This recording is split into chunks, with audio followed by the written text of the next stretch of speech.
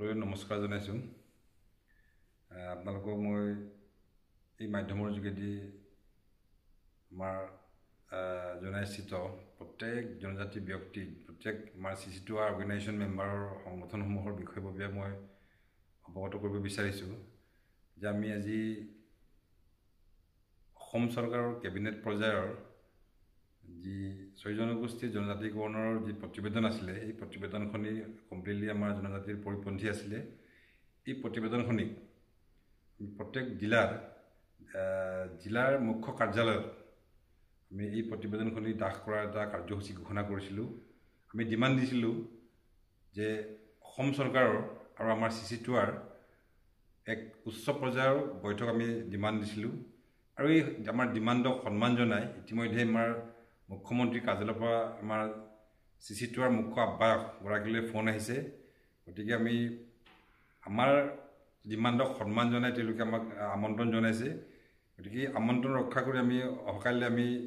আলোচনাত মিলিত হ'ম পৰৱৰ্তী কাৰ্যসূচী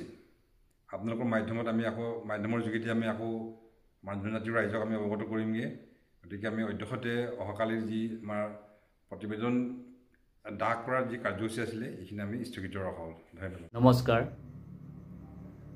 সংগ্ৰামী অভিনন্দন জনাইছোঁ এইমাত্ৰ আমি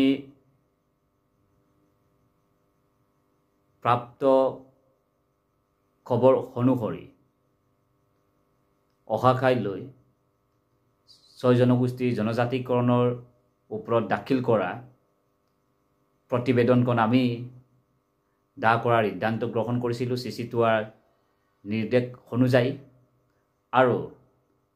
এইমাত্ৰ আমি খবৰ লাভ কৰিছোঁ CC2য়ে আমাক অৱগত কৰিছে যে মাননীয় মুখ্যমন্ত্ৰী ডক্টৰ হিমন্ত বিশ্ব শৰ্মা ডাঙৰীয়াৰ লগতে গ্ৰুপ অফ কেবিনেটে 6 জনগোষ্ঠীৰ জনজাতিকৰণৰ ওপৰত দাখিল কৰা প্ৰতিবেদনৰ ওপৰত CC2R লগত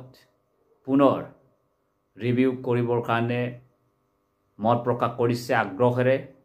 গতিকে CC2R নিৰ্দেশ নিদিয়া পৰ্যন্ত এই কাৰ্যসূচী আমি সাময়িকভাৱে আমি স্থগিত ৰাখিছোঁ অনাগত সময়ত যদিহে জনজাতিৰ ভৱিষ্যত